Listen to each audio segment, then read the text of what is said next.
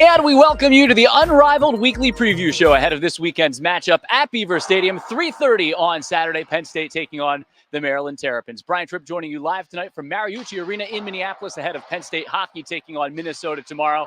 Meanwhile, back at the Lasch Building in Haluba Hall, head coach James Franklin getting set to talk with the media here on this Wednesday night ahead of Penn State and Maryland. Let's check out Coach's comments. James, after looking at the film, what stood out to you about Drew Shelton against Indiana? How has he carried that over into getting ready for Maryland in case Olu doesn't play? Yeah, he played really well. For a true freshman, we've been excited about him for a while. I think he's a multiple position guy. I think he could play tackle, guard. He's actually done some center as well. He's a smart guy. He's a mature guy. He's picked it up fast. But he played well. I mean, typically with offensive linemen, if you're not talking about him, that's a good thing. And we've been very impressed with him. We'd still like to redshirt him if we could, but I don't know if that will be feasible. James, you've been familiar with Tagovailoa for a while now. In the time that you've started seeing him at Maryland, what are the differences you've seen in his game, and how would you say he's evolved as a quarterback over the past few years? Yeah, obviously he's always been an athletic guy and a guy that can create and extend plays, can really make all the throws.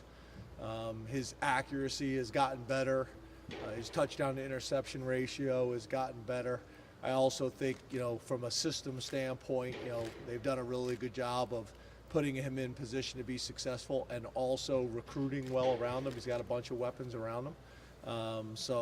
He's like a lot of quarterbacks. He just continues to get better with experience and, with the talent they've surrounded him with. With the transfer portal situation being wide open, we'll have more situations like Chop being able to play against the team that he just played for.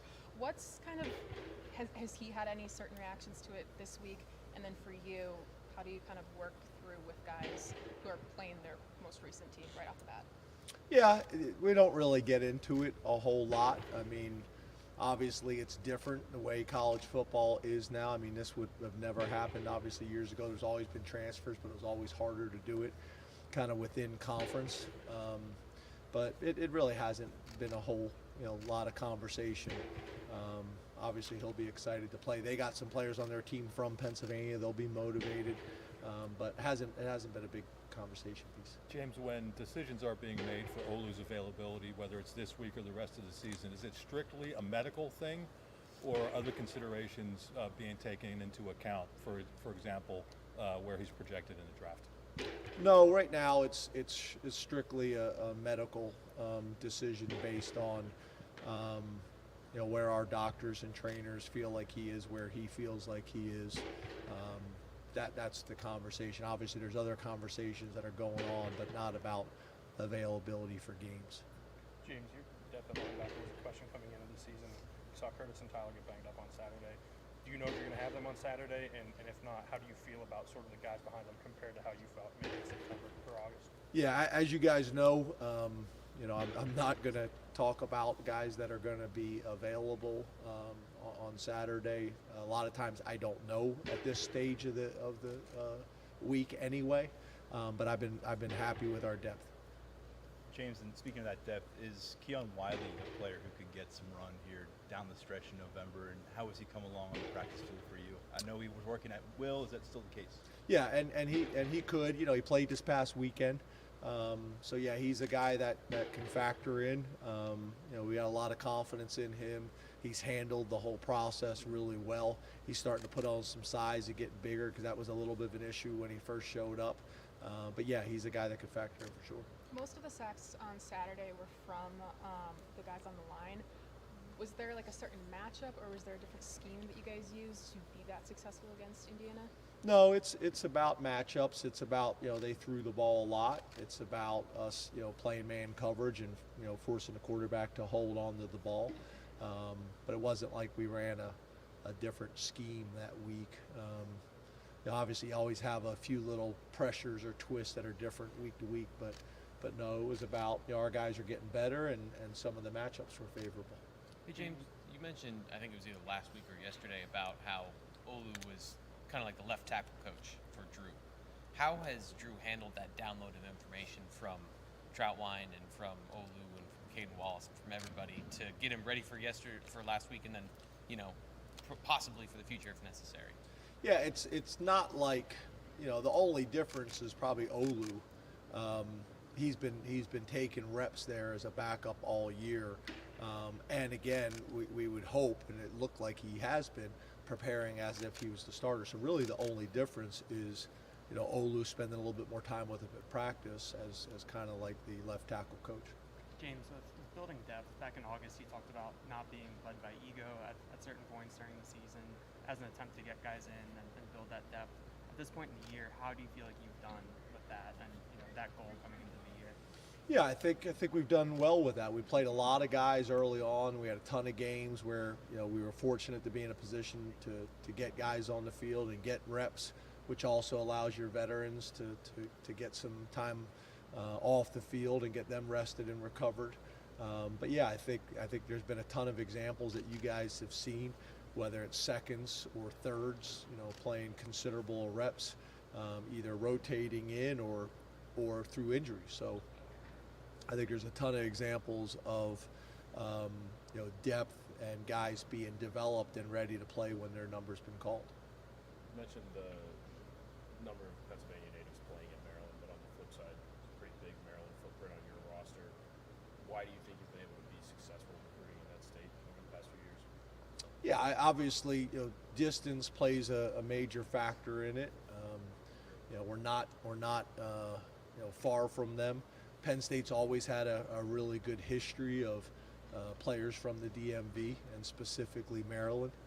I lived there for 8 years. I got a lot of contacts and connections. I was a recruiting coordinator at the University of Maryland for a while, so got a lot of guys on my staff like Anthony Poindexter that recruited the area for a long time. So it's just a combination of them being in the region, the distance. I mean, I think if I'm correct here, I think it's the same distance to Baltimore that it is, I think, to Pittsburgh and Philly, or similar.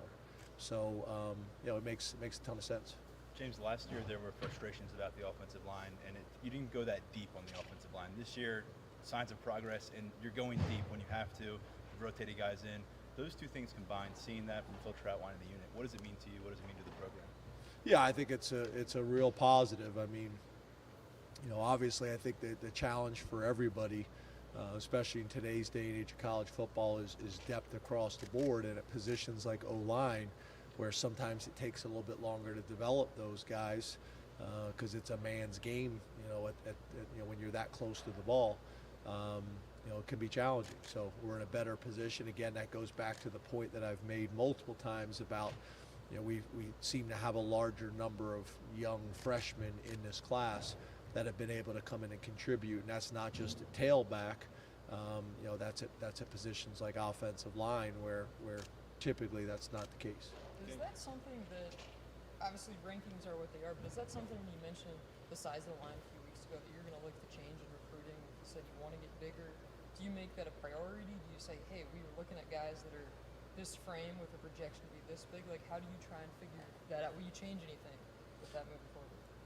No, I think I've talked to you guys in the past about some of the things that we have to do to change and help in that area. We've talked about it a bunch. But the other thing is obviously whenever you can get a guy that's a little bit bigger, that helps with that. But I wouldn't say we're necessarily changing our recruiting model. I mean, if you look, some of the most highly respected players in college football in the NFL as offensive linemen started out as tight ends and D ends and things like that. So, you definitely can grow the position in a lot of different ways. You can do it through recruiting, but you can also do it through development. I'd say more times than not, it comes through development. That's in the weight room, and that's in the nutrition plan, and that's all those things that have factored in. James, how would you say Khalil Dinkins has progressed in year two? Yeah, really good. He's smart, he's talented, he's athletic, he's getting bigger and stronger. He's getting more confident with the playbook. So, it was good to see him get in the game and make some plays on Saturday. We're going to need that to continue to grow with him. And then hopefully we'll be getting Jerry Cross here back at some point. He's another guy we're pretty excited about. Hey, James, when you're going up against a certain team, for example, teams have to contend with your pressure and the personality of your defense. When you're going up against an offense maybe that's throws a lot of screens. Does that change your personality at all, or does that change something from your perspective where it kind of fundamentally tilts what you might want to do or how you react to stuff like that? Yeah, I think your question is a good one, and they do throw a ton of screens, and they're good at it. It's one of the better things that they do. So yeah, I think it could impact what you do and how you do it, but you could also say, okay, within our scheme that already exists with the things that we're calling, there's still somebody that's responsible for the tailback. There's still somebody that's responsible for the tight end. There's still a whole player who's a free player who's reading the quarterback and can make plays as well. So it's a combination of really both of those things. Thanks, guys. Thank you. So let's take a look at that Penn State football schedule as the Nittany Lions get set to welcome Maryland to Beaver Stadium. 2 of the last 3 at home at Beaver Stadium. It's Penn State and Maryland coming up on Saturdays. You see the Nittany Lions coming off that 45-14 win at Indiana on Saturday. Penn State with a terrific performance against the Hoosiers. Maryland, though, lost 23-10 at Wisconsin. Let's take a look at the matchup one more time. Penn State against Maryland at Beaver Stadium. The game is at 3:30. Airing on Fox, and of course we'll have complete coverage for you on the Penn State Sports Network as well. Let's dive into it more. Penn State 7-2, 4-2 in the Big Ten. Maryland 6-3, 3-3 in the conference. And our key players this week for Penn State, made his first start against Indiana. J.B. Nelson stepping in. Effner, Scruggs, and Wormley have been mainstays along Penn State's offensive line. 34.5 points per game for that Penn State offense. 171 yards rushing per game.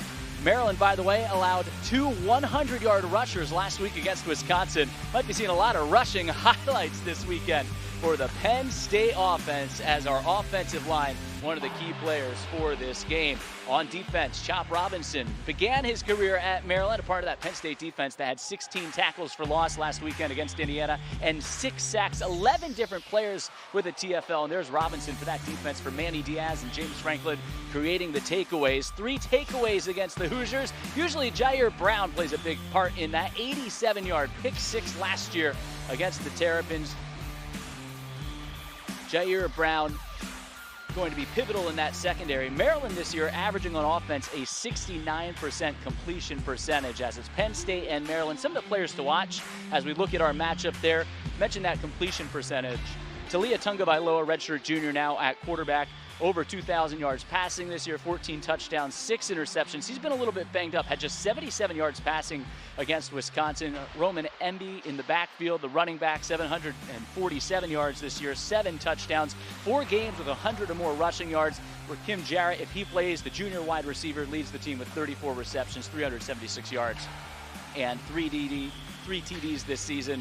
And then on the defensive side, in the defensive backfield, Bo Braid, a team-high 60 tackles this season, a couple of interceptions, a couple of forced fumbles, 15 tackles earlier this year against SMU. Played every game last year except one, and that was against Penn State as Penn State went to College Park and defeated the Terps 31-14 a season ago. It's the 46th all-time meeting between Penn State and Maryland coming up this week. Here's our game week schedule. It's already Wednesday. You're watching the Unrivaled weekly preview show. Tomorrow night, it's the Penn State Coaches Show featuring James Franklin. The special guest will be Erica Dombach, the head coach of the Big Ten tournament champion Penn State women's soccer team. On Saturday, we're with you on the radio side beginning at 2. Kickoff 3:30. Beat Maryland. It's on Fox, and then we'll be with you after the game for the Unrivaled post-game show. That's the game week schedule. A closer look at game day. Parking lots are going to open at 8 a.m. The Beaver Stadium block party on Curtin Road begins at 10:30. Live music starts at 11 on the Team Arrival stage. And you can check out the rest of the game day schedule of events there as Penn State gets set to take on Maryland. Last night, I had a chance to catch up with linebacker Kobe King, who had a terrific performance last weekend against Indiana, to get his thoughts here on this 2022 season. Kobe, not many players have an opportunity to play on the same team as their brother. How much fun are you two having out here? Really, it's just like, I mean, we have a lot of fun, really, but it's just like, it feels kind of normal to us because we've been playing together since we was little. So it's just really fun to play with him, and it's a blessing, really, both chasing our dreams and being able to do what we do. So it's just really fun, and it's a blessing, really. What are you doing on the sidelines? So when your situation occurs, like it did on Saturday, you're ready when your number's called. Oh, I'm just, first off, make sure my helmet's strapped up and make sure I'm locked in on the situation, and make sure I'm standing by coach or whoever, you know, and just being locked in. Really, how guys go down, guys got to be ready to step up. So I guess that's really how it is. It's a deep linebacker room. How has this linebacker room continued to impress you throughout the course of the season? Oh, really just the amount of guys continuing to get better. I know like Abdul Carter, Curtis Jacobs, and Tyler Ellis, and we just got a couple guys that like we bounce off a lot of tips and reminders and just things to help us get better in the room. And that's really it, really. How are you getting better every time you're out there on the football field? Oh, really just getting more comfortable and being more confident. Really, I think that's my main thing, and taking control. Probably, extra film and extra here and there, but like being more comfortable and confident. That's really it. Is that where you want to continue to take the next steps? What are those next steps for you? Oh yeah, those two things. Continuing to build on every game, week by week, and just helping myself and helping my teammates get better every day. So that's really it. Who are you learning from in that linebacker room every single day? Really, I would say really everybody. Manny Diaz is a great part of that. Dan Connor is a big part of that. And, having Jonathan Sevler as a resource as he is with the amount of games he played and him being an older guy, just, kind of getting a lot of tips and facts and linebacker gadgets bouncing off everybody. So everybody's really getting better. So, yeah. That's why they call it Linebacker U. How proud are you to play at LBU and be one of those guys? Oh, it's definitely a standard, but hey, I'm real proud getting the chance to come here and be here. It's amazing to me, really, just seeing all the guys came before and me and the guys coming with me. So it's just really amazing. And we're having a lot of fun watching you, Kobe. Thanks so much. Really appreciate it. Appreciate it. My thanks to Kobe King last night. Fans, if you're coming to the game this weekend, make sure you practice Happy Valley hospitality. Show that Penn State pride while you're the best fans. Show why you are the best fans in the country. Be respectful, be great fans, be responsible, and be gracious hosts. So my thanks again to Kobe King. Also had a chance to check in with kicker Jake Pinniger, who banged in a 50-yarder, a career long against Indiana on Saturday. We discussed his process as a kicker at Penn State. Joined by Jake Pinniger. Jake, congratulations, 50 yards, career-long kick. What's your process as you get ready to kick a field goal? Take fans through that. Doesn't change, whether it's a 50-yarder or a 30-yarder. It really starts with the snap, Chris doing his job, Barney getting the ball down, laces forward doing his job, and that makes my job easier. So I try to have the same routine every time. I see you hanging out down by the sideline, reporter. That's me on the sidelines. What are you trying to do during the game to stay ready when your number's called? Yeah, I pay attention to where our offense is moving the ball, where we're at on the field, things like that, making sure to stay loose all the time. And then when we're getting down there where we could potentially kick one, I'm getting a few into the net, and then, I kind of make my way down there. How much of kicking is physical? How much is mental? Yeah, I'd probably say 90% is mental, 10% is going out there and be able to do your job. Saturday was a little windy, so I'd say a little bit more than 10% was kicking, but a lot more of it is mental.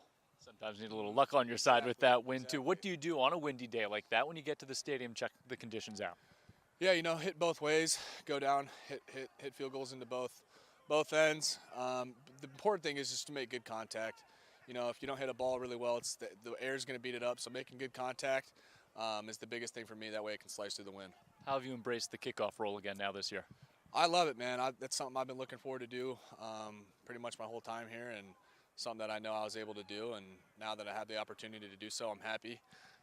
K-Tron's a little happy too, but no, I'm really happy about it. He's standing over there. It seems like this is such a tight-knit team. You guys have a lot of fun. How much fun do you have each day you're out here?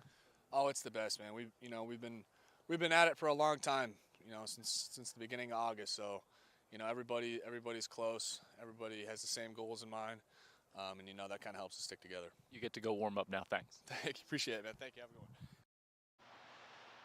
Well, it was cold out there last night at the Lasch Building after football practice. Brian Tripp taking the show on the road this week. We're at 3M Arena at Mariucci ahead of Penn State visiting the #1 Minnesota Golden Gophers in hockey. So appreciate both Kobe and Jake for joining me last night ahead of our Unrivaled weekly preview show here tonight. When Penn State gets ready to take the field on Saturday, they will be sitting on the DeWalt benches. Thank you, DeWalt, for being the proud bench partner of Penn State Athletics and for keeping our players game ready while on the sideline. Well, our players will go from the sidelines at Beaver Stadium, many to the next level in the National Football League. Let's take a look at this week's NFL highlights for Penn Staters playing in the NFL.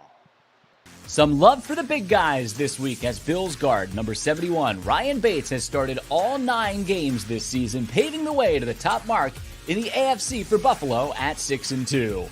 Cowboys guard number 66, Connor McGovern, is in his 4th NFL season and has started 5 straight games for Dallas, which is also 6-2 this season.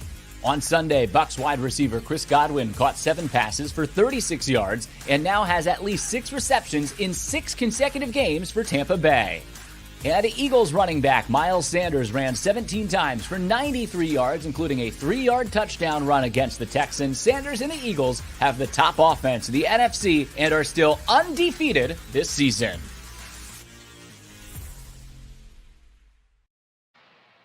Always good to talk about the Eagles in our weekly NFL highlights as we take a look at our MI Windows and Doors Penn State Student Athletes of the Week. From women's soccer, Allie Schlegel, congratulations. A pair of goals, both go-ahead goals. The last one stands in a 3-2 win for the Penn State women's soccer team over Michigan State on Sunday to capture their 9th Big Ten Tournament Championship. And Xander Lampa from Penn State Ice Hockey. Xander and the Nittany Lions getting set to take on his home state, Minnesota Golden Gophers, this weekend. Penn State knocked off #1 Michigan last weekend and a chance to knock off #1 Minnesota again this weekend. As the Nittany Lions climb in the rankings in hockey, we take a look at Penn State teams in the rankings. And of course, it starts with wrestling. That season kicks off Friday night at Rec Hall. #1 men's fencing, #5 in the country. Field hockey having that great year. They're into the NCAA tournament. Good luck, Shar. This week, #6. Women's fencing is 7th. Men's hockey's next. They're #8 this week, moving up the polls. Women's hockey, great work on the ice so far, #12. Football, currently ranked 14th in the polls. Women's volleyball, it's a laundry list again this week, 16th. Women's soccer ranked as well as they head into the NCAA tournament. 21st in the polls, and women's soccer will be in the NCAA tournament. That coming up on Sunday as we take a look at what else is going on. As always, you can catch Penn State at home and on the road on Big Ten. Plus, women's basketball tonight in just moments. Norfolk State and Penn State, the Lady Lions, kick off their season at 7 o'clock. Men's basketball off to a 1-0 start. Announced a great recruiting class today. Back-to-back top 30 classes for the first time in program history. Congratulations to Micah Shrewsbury. It's Loyola, Maryland tomorrow night at the Jordan Center at 7. You can also watch that on Big Ten Plus.